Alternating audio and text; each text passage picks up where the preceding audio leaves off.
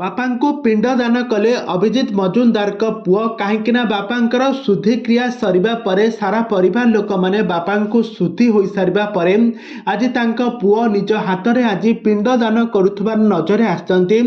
देखु देखु मृत्यु को प्राय 10-11 दिन समय पूरी गलानी आ तांका मृत्यु को नहीं सबुआडे दुखर लहरी माड़ीथिला। समस्ते बो बो होई कांदुथिले कहीं गोटे पर गोटे दुख जमिति सते जमिति ओडिया सिनेमा इंडस्ट्री को माड़ी आसुची।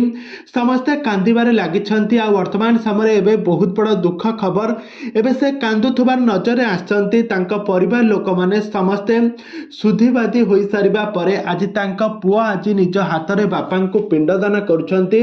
कहीं मात्र 54 वर्ष बयस अभिजित मजुमदार जी कि ओडिशार सुनामधन्य कंठशिल्पी तथा संगीत निर्देशक अभिजित दादा संगीत आपण माने समस्ते शुणिथिबे। से तांका क्यारियर प्राय 5000 रु अधिक ओडिया गीत गाई दर्शक मानक मन को जितबारे सफल होइछंती।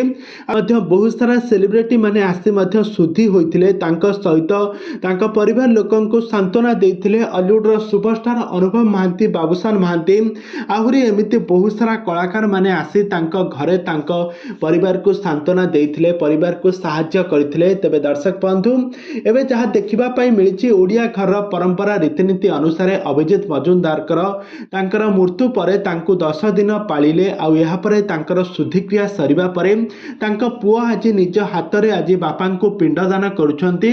आउ काली तांकर हेबो एकादश भोजी आउ एही भोजी रे बहुत सारा लोक माननको मध्य निमंत्रण करा जायछि। आउ एथिरे गोटे शांति सभार शोक सभार मध्य आयोजन करा जायछि।